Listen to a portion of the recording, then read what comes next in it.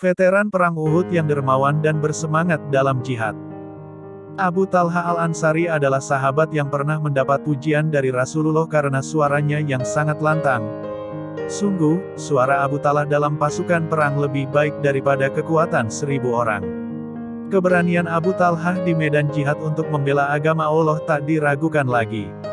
Semenjak memutuskan memeluk Islam, jiwa dan raga Abu Talha dipasrahkan untuk kejayaan Islam. Ia sungguh-sungguh berkhidmat dalam keislamannya. Rasulullah bahkan pernah menunjuk Abu Talha menjadi salah satu kepala dari 12 regu yang mendapat tugas mengislamkan Yasrib. Karena cintanya yang tinggi kepada Nabi, Abu Talha ikut serta di tiap peperangan yang dipimpin Rasulullah. Bahkan jika Abu Talha berdua saja dengan Rasulullah, maka dia akan bersimpuh di hadapan kekasih Allah ini seraya berkata, "Inilah diriku, kujadikan tebusan bagi dirimu, dan wajahku menjadi pengganti wajahmu." Pada perang Uhud, ketika pasukan Muslim terpecah, Abu Talha tetap bersama Nabi. Bahkan saat di mana pasukan musyrikin berhasil menerobos pertahanan Muslimin, dekat Rasulullah, Abu Talha tetap tegak pasang badan melindungi Nabi Muhammad Shallallahu Alaihi Wasallam. Waktu itu, pasukan musuh melukai pertahanan Muslimin dan mematahkan gigi dan melukai bibir Rasulullah. Darah mengucur membasahi wajah baginda Nabi. Saat itu pula, kabar bahwa Rasulullah wafat diteriakkan kaum musyrikin, sehingga membuat kaum Muslim porak-poranda. Hanya tersisa beberapa orang saja yang tetap bertahan. Abu Talha adalah salah satu dari yang bertahan, tetap teguh mengawal dan melindung Rasulullah. Dengan keberanian dan iman yang kokoh, Abu Talha menjadi salah satu yang berdiri di barisan paling depan. Hidup Abu Talha telah dipasrahkan sepenuhnya dalam Islam. Alhasil, dia mendapatkan apa yang dimimpikan tiap orang-orang beriman, yakni syahid di jalan Allah. Dia meninggal ketika berpuasa dan berperang di jalan Allah, kira-kira 30 tahun setelah wafatnya Rasulullah Shallallahu Alaihi Wasallam. Semangat berjihad Abu Talha tak hanya berkobar kala usianya muda. Hingga berumur lanjut, Abu Talha masih senantiasa berjihad fisabilillah. Ketika Khalifah Utsman bin Affan memimpin kaum muslim, dia pun ikut terjun di medan perang. Saat itu, Khalifah Utsman berperang di lautan. Melihat usia Abu Talha yang telah lanjut, anak-anaknya berkata ketika dia berniat ikut berperang, "Wahai ayah, engkau sudah tua, engkau sudah ikut berperang bersama Rasulullah, bersama Abu Bakar dan Umar bin Khattab.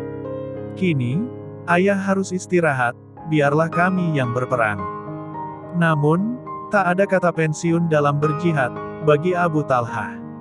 Ia adalah veteran yang tangguh. Abu Talha pun menjawab pernyataan protes anak-anaknya, "Bukankah Allah telah berfirman, berangkatlah kamu baik dalam keadaan merasa ringan maupun berat, dan berjihadlah kamu dengan harta dan dirimu di jalan Allah.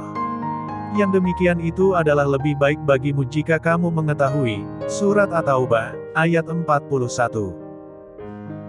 Namun, takdir telah Allah gariskan untuk hambanya yang bersungguh-sungguh dalam jihad ini. Ketika berada di atas kapal di tengah lautan lepas bersama kaum muslimin, Abu Talha jatuh sakit kemudian wafat dalam kemuliaan.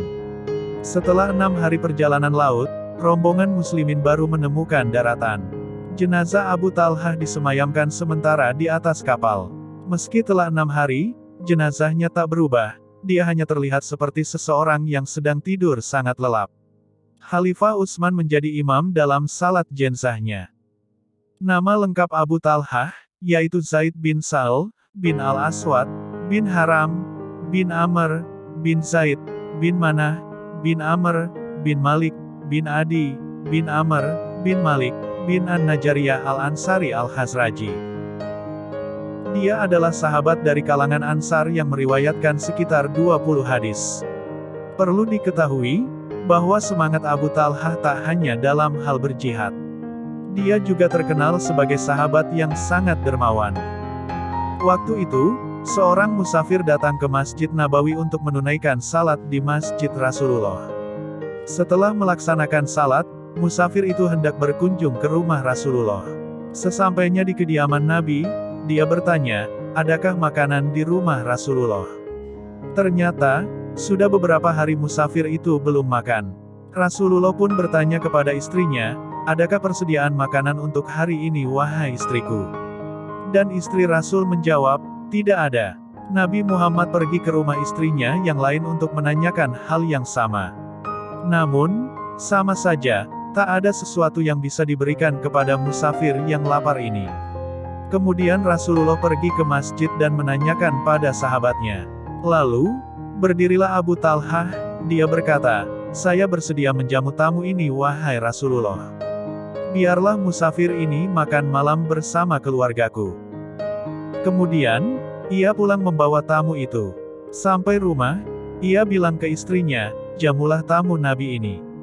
Mendengar itu, istri Abu Talhah sontak menjelaskan, bahwa kondisi keluarga saat itu tak memiliki banyak makanan. Di sana, hanya tersisa makanan sisa makan malam anak-anaknya. Kala itu, Abu Talhah dan istrinya belum makan. Meski dengan kondisi demikian, Abu Talhah tetap bilang ke istrinya untuk menyiapkan makanan yang ada, kemudian penerangan rumah dimatikan. Makanan pun telah siap. Selepas menidurkan anak-anak mereka, istrinya berdiri seakan sibuk memperbaiki penerangan yang rusak.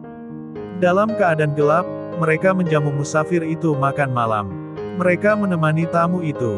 Namun, makanan yang terbatas membuat mereka hanya bisa berpura-pura ikut makan dan membiarkan tamu itu menghabiskan semuanya.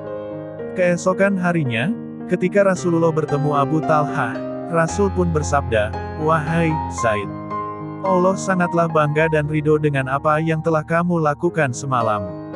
Lalu, turunlah Al-Hasr ayat 9, yang berbunyi, "Dan orang-orang yang telah menempati kota Madinah dan telah beriman Ansor, sebelum kedatangan mereka Muhajirin, mereka Ansor mencintai orang yang berhijrah kepada mereka Muhajirin.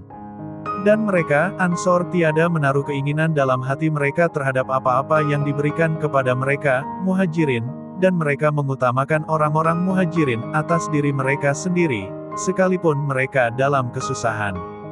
Dan siapa yang dipelihara dari kekikiran dirinya, mereka itulah orang-orang yang beruntung."